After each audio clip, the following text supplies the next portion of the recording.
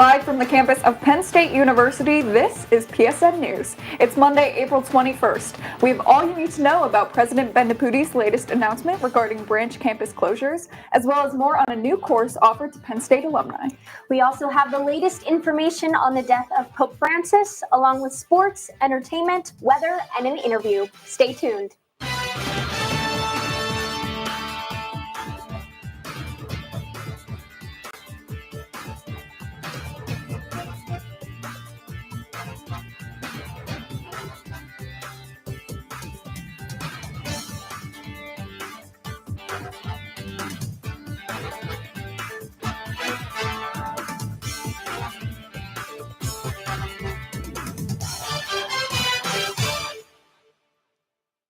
Thanks for joining us tonight. I'm Kaitlyn Pfeifer. And I'm Audrey Keller. On Thursday, President Bendapudi told the university that Penn State will not make a final decision on which of the 12 Commonwealth campuses will be closed until mid-May. Bendapudi originally planned to make the final call before the spring 2025 commencement. The campuses under consideration for closure are Beaver, Du Bois, Greater Allegheny, Fayette, Hazleton, Mont Alto, New Kensington, Schuylkill, Shenango, Scranton, Wilkes-Barre, and York. The decision will be made by the Board of Trustees based on Bendapudi's recommendation. The campuses chosen to close will remain open through the 2026 to 2027 school year. A judge ruled that Penn State can repurchase the former Beta Theta Pi fraternity house where Timothy Piazza died in a 2017 hazing incident. The court found that a 1928 deed clause gives the university first rights to buy if the property stops being used by an active chapter. Penn State and the fraternity's alumni group have 6 months to agree on a price, or an arbitration panel will set in. The Piazza family praised the ruling as a move toward justice. The Center Area Transportation Authority, or CATA, has announced 2 new trial bus routes for the summer from May 12th to August 17th. The University Park UP route will run Monday through Saturday every 32 minutes. The route will go through downtown State College, Westerly Parkway Plaza, the Retreat, the Social Security Office, Easterly Parkway Elementary, and the Penn State campus. The Happy Valley HV route will run all day on Sundays and on Monday through Saturday from 10 p.m. to midnight. This route will provide transit to Walmart, Trader Joe's, Colonnade Boulevard, Martin Street, Blue Course Drive, and the Heights. Penn State has launched a free online course on generative AI, now available to all alumni. The Donald P. Belisario College of Communications partnered with the Penn State Alumni Association to develop the course called Generative AI in Action: Practical Skills for Real-World Applications. Associate Professor Heather Schoenberger leads the 3-part series, which combines tutorials and hands-on demonstrations to help alumni understand and apply AI tools in their work and everyday life. Penn State created the course to empower graduates with cutting-edge tech skills and support lifelong learning. Now, what can students expect outside this week? Student meteorologist Gavin Sandell is live in the studio with this week's forecast. Gavin? Well, thanks very much, Kaitlyn. The short answer to that is a mixed bag. Right now, looking live at the Penn State golf courses, it is stormy outside. It looks very ominous. Those gray skies have really shrouded the university for the entire day.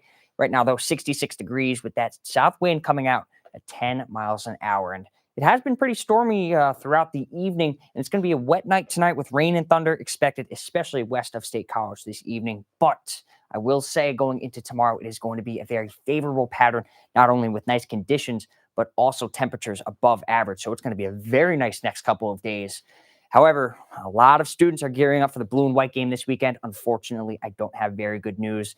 Unfortunately for that game, I'm expecting rain to hit the area. And I'll have more on that coming up right now, though. Temperatures, 66 in State College, mid-60s really throughout central Pennsylvania. And as I zoom out, that is the story for the rest of the Commonwealth. Mid-60s, Williamsport sitting at 65.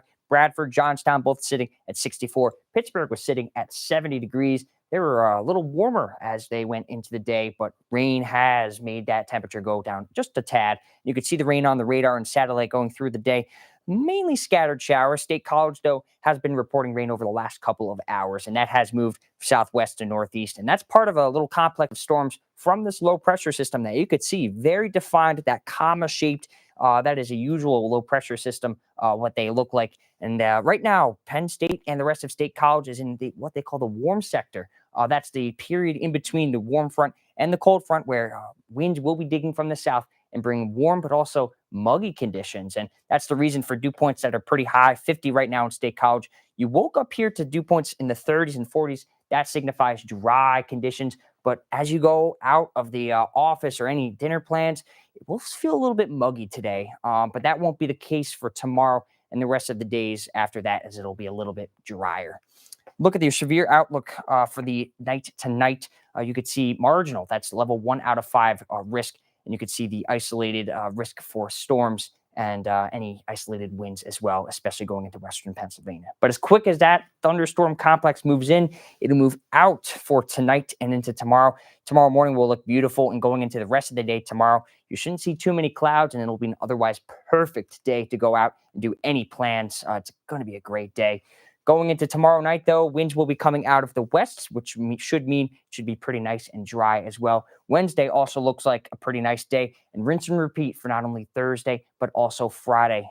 Not much in terms of rain and clouds, but the one thing that we will have to worry about is some rain that will be moving through our area on Friday into Saturday. That's what I mean. The Penn State blue and white game is Saturday at 2 p.m., where the confidence is increasing for some rain to not only impact the night Friday into Saturday, but also the morning and tailgating of that matter.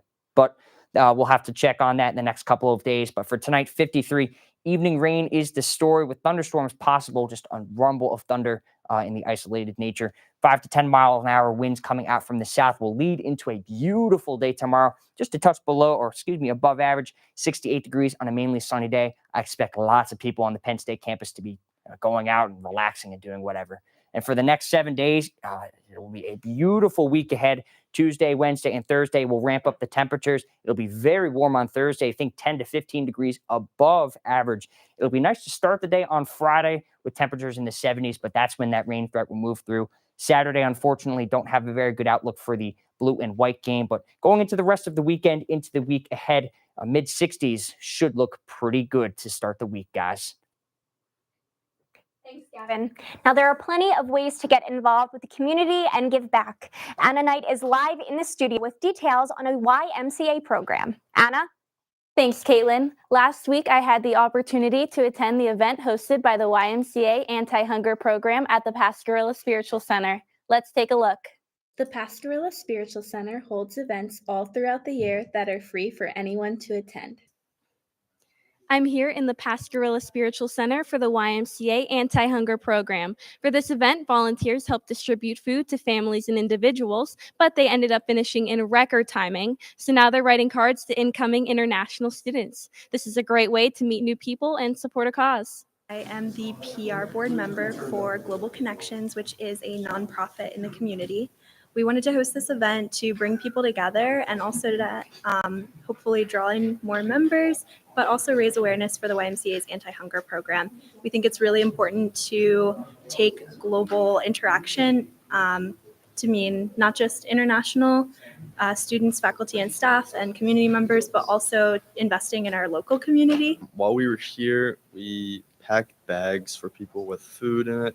We also unloaded the truck, and then since we finished early, we decided to start writing notes for incoming students from other countries. Coming from a history of people from international backgrounds, I'm a first-generation Nigerian, and giving back to a community where, we're making people feel welcome and really trying to help people get into the rhythm of just the whole Penn State community. It means a lot to me. This program takes place here on the second and fourth Thursday of each month, and all help is appreciated. If you or someone you know would like to get involved, visit LutheranPennState.org. This was a fun way to get connected, support an important cause, and come together as a community. Be sure to stay tuned for future events. Now over to Bronwyn Liber with the latest in sports. Thanks, Anna. I'm Bronwyn Liber with your sports update. The blue and white added some red and gold to their outfit as Nittany Lion Tessa Janicki put one in the back of the net, securing the U.S. women's team to win the 2025 IIHF World Championship. The goal was Janicki's third of the tournament and took place in overtime against Canada, eventually leading the team to their 4-3 victory in overtime. She earned Player of the Game honors for her efforts to secure the gold. Additionally, she was named the player of the game after the team's 4-0 victory on April 11th. Janicki concluded her junior season with the Nittany Lions as one of the most decorated skaters in Penn State history. She became the Penn State ice hockey men's and women's all-time leader in points, currently having 153 points on 63 goals and 90 assists. Her 53 points this season tied her own single-season program record. Penn State men's gymnastics finished 5th at the 2025 NC Men's Gymnastics Championship. The finish marks the best for the Nittany Lions since the 2016 season, when the team also placed 5th overall. Graduate student Kellen Ryan led the way on vault in his first ever NC Men's Gymnastics Championship, posting a team-high 14.033 on his launch. Landon Simpson and Matt Cormier followed closely behind, tailing a 14 flat and a 13.900. Senior Josh Carnes earned his first of 2 All-American recognitions on the parallel bars, putting up a 13.900. Carnes scored across the session, totaling 80.232, and the senior finished 6th overall in his first all-around of the season. He also earned his 3rd consecutive all-around All-American nod. The Oklahoma City Thunder beat the Memphis Grizzlies 131-80 in Game 1 of the first-round Western Conference playoff series this past Sunday. This was the 5th biggest margin of victory in NBA postseason history.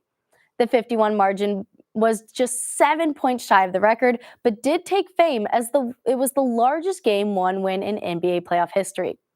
Game 2 will take place tonight at 7:30, with the Thunder having home court advantage. Justin Thomas ended a nearly 3-year drought by securing a victory Sunday. The victory wasn't easy, as Thomas made a birdie putt from just outside 20 feet in a playoff at Harbor Town to beat Andrew Novak in the RBC Heritage. With the win, Thomas became just the 7th player since 1960 to win 16 times, including multiple majors before turning 32. That's all for your sports update. After the break, Isabel Hulse has the latest in the world of entertainment. Stay tuned. If you don't include human beings, you cannot accurately model the way the climate has changed over the last 50 years. And I don't know that we're ever going to be free of some sort of bug. That the natural state of motion for something to be in is to remain in its current state of motion. I've been lucky enough to discover various things out there. Pulsars, exoplanets, and some other phenomena that ended up being interesting. Hi, I'm Johnson Gary with Asking Penn State. With Asking Penn State, Asking Penn State. Asking Penn State. Asking Penn State. Welcome back to Asking Penn State.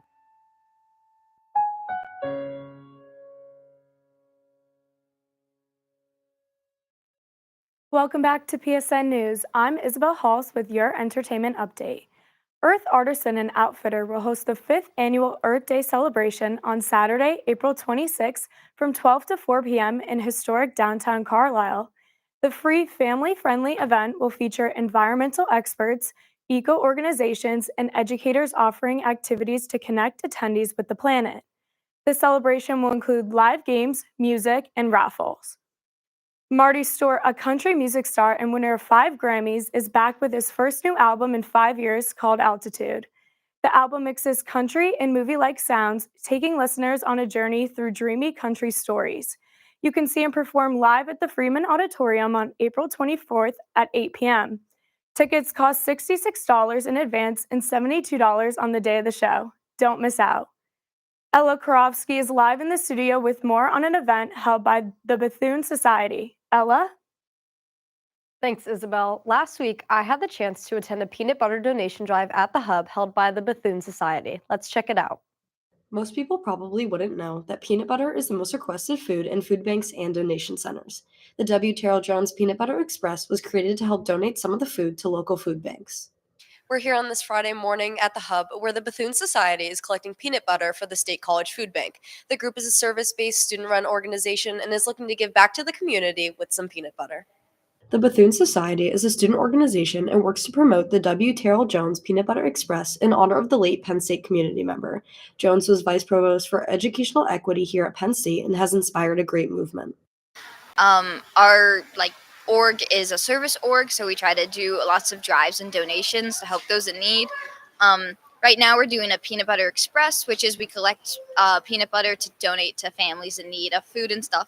And originally this project started out with like someone who was very like dear friend of ours in our church, who's the founder kind of the organization, Dr. Terrell Jones. And he started it originally years ago. He's passed away now. But we wanted to continue on his work and do this peanut butter drive here at Penn State instead. Since February, the group has been collecting peanut butter in the hub to donate to the State College Food Bank.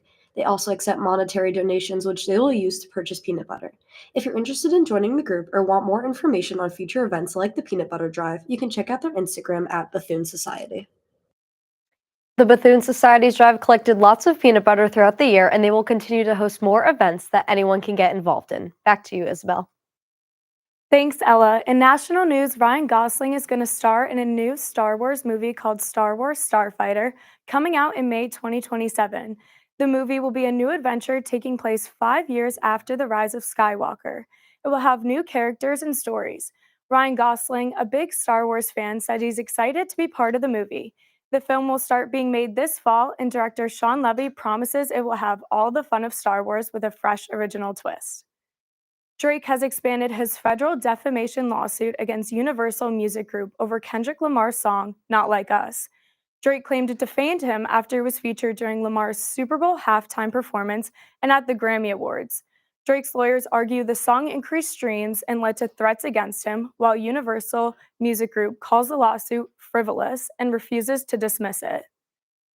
That's all for your entertainment update. Coming up next, interview anchor Jackson Tortone will be speaking with Nick Volpe, the president of PSN TV and executive director of PSN News. Stay tuned. Hey everybody, thank you for tuning into this edition of Penn State Sports Night.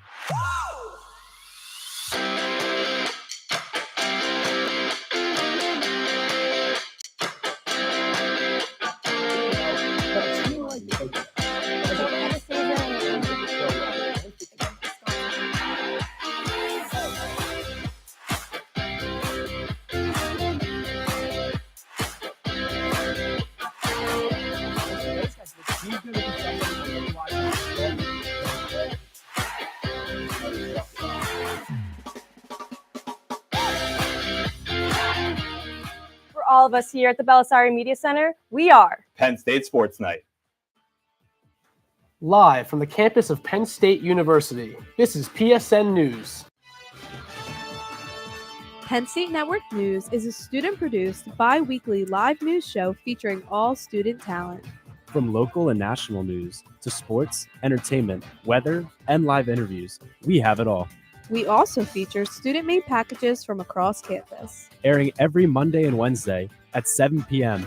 We are PSN News. Be sure to check us out on Twitter and Facebook at PSN News, on Instagram at Penn State Network News, and to subscribe to our YouTube channel at youtube.com/PSN News. Have a good night and stay safe, Penn State. Hey everyone, we are Red Carpet News, your main source of entertainment news at Penn State University. Man, this festival is going to be popping. I'm Alex Porzillo, here with Aiden Harold. He's going to 23rd with Daddy Elon Warbucks to actual space away from Kim. So in sync, especially during Kendrick's part when they came out. Reporting on anything from music, movies, TV shows, fashion, to celebrity gossip. You don't want to miss out on any of the hot topics we discuss. Find our segments on YouTube under the name Red Carpet News for your daily dose of entertainment. We are Red Carpet News.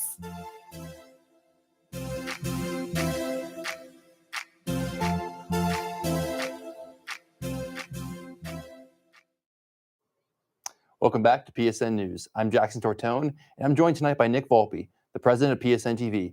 Well, thank you so much for coming in here tonight, Nick. Thank you for having me. This is awesome. I want to start out, what is your year, major, and describe how you got into PSN TV in the first place. Yeah, so I'm a senior right now, majoring in telecommunications. I first joined PSN TV the end of my first semester, my freshman year. I got a Bob Martin email like everybody else, and I heard that they were shooting a pilot for this new sports show that was coming out, and it was like the last week of the semester. So I went, and that was kind of my first introduction into this studio and, PSN TV as a whole. But in terms of actual PSN TV, I didn't actually get involved until probably the start of my sophomore year. So I was with this one show, but then brought it myself later. And what was that one show? Yeah, it's formerly known as Basketball Today. Now it's known as 360 Sports, which has been around for now a full year and a half, which has been crazy. So that's been super fun.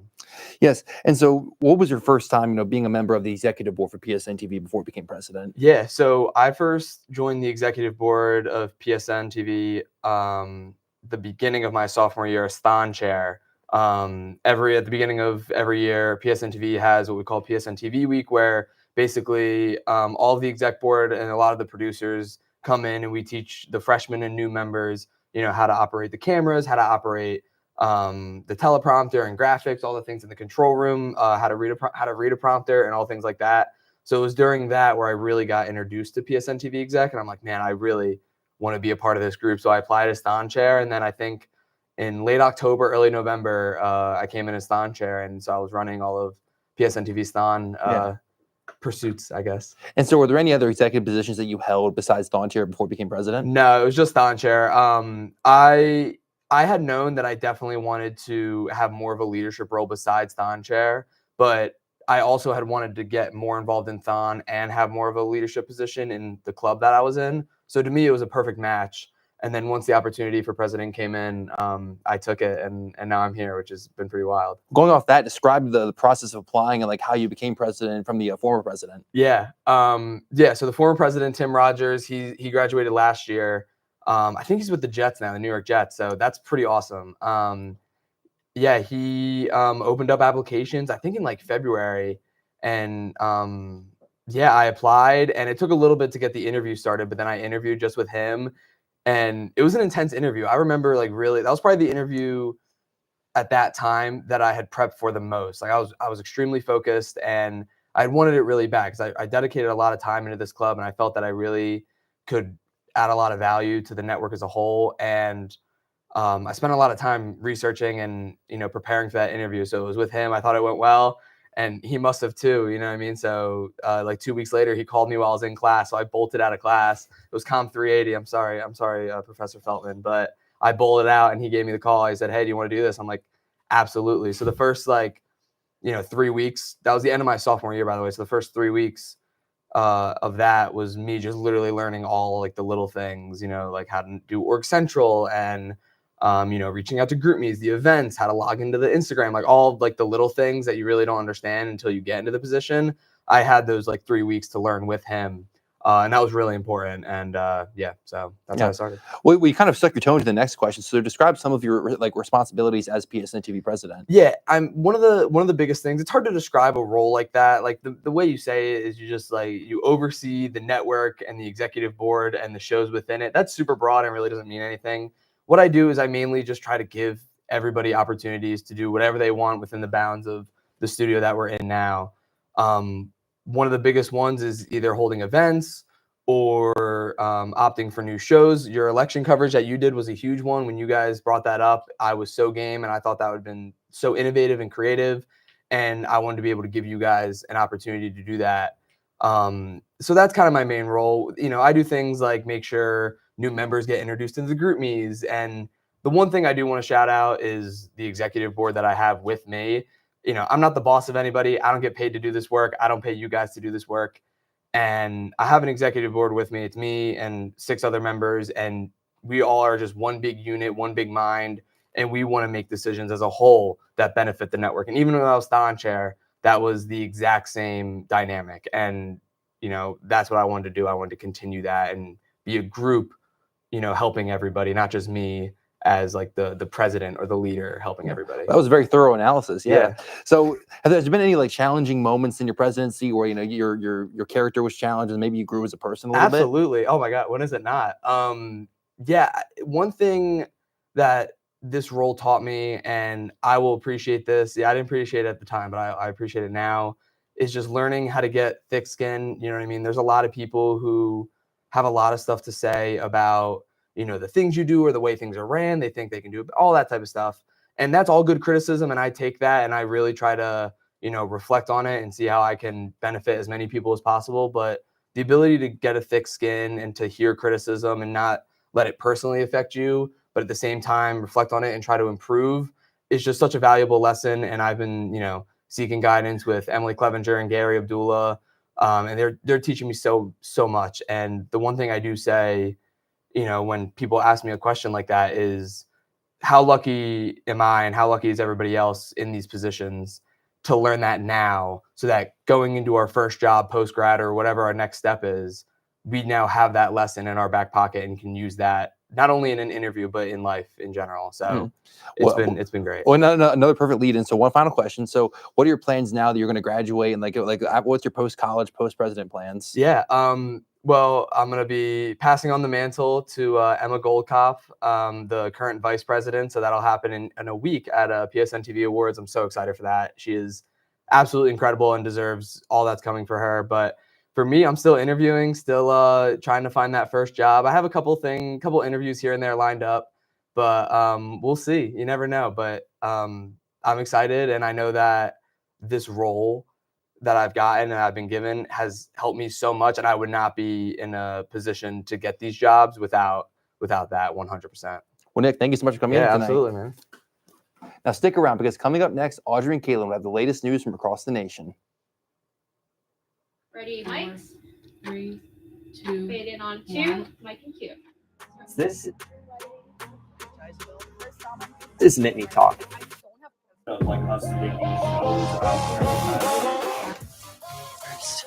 I would say spring. Slow down. And he knew that. How do you say I know. She continues to hold her values and everything though. And I think that that's really important. So yeah, and self-care Saturday. And you lose a lot of sleep. Yes, agreed. Yeah. Bye.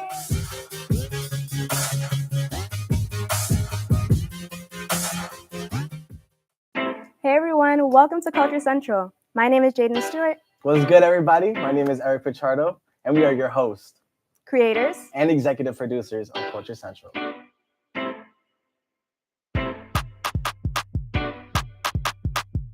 Is this Whitney Houston? We're doing things that have never been done before, so welcome to the family.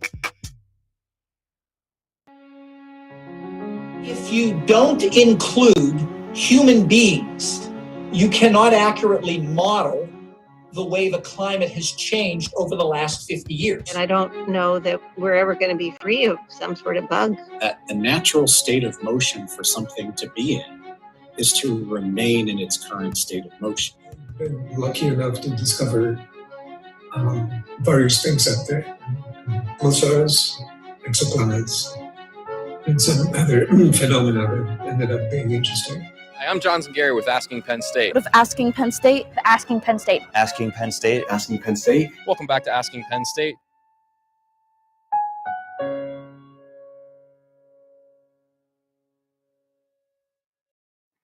A tragic shooting unfolded at Florida State University on Thursday, April 17th, when 20-year-old student Phoenix Eichner opened fire on campus, killing 2 men and injuring 6 others. Eichner, the stepson of a Leon County sheriff's deputy, used his stepmother's former service weapon during the attack. He was shot and wounded by police after refusing to comply with commands, and he remains hospitalized. President Trump responded to this shooting, saying that he would not be advocating for any new gun legislation as he ran on protecting the Second Amendment.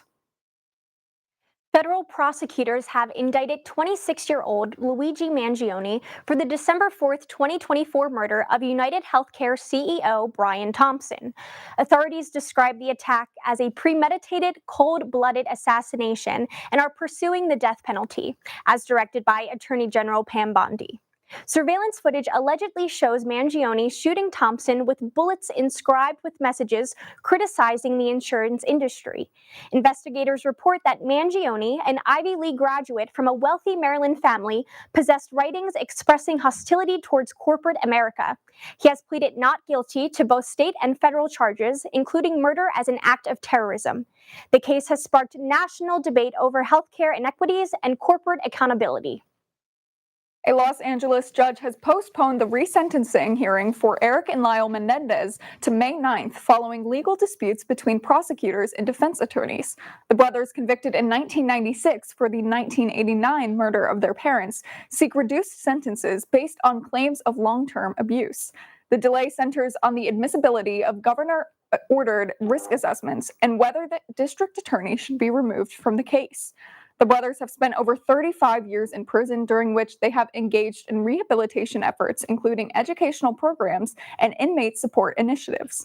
The case has gained renewed attention due to new evidence and public interest.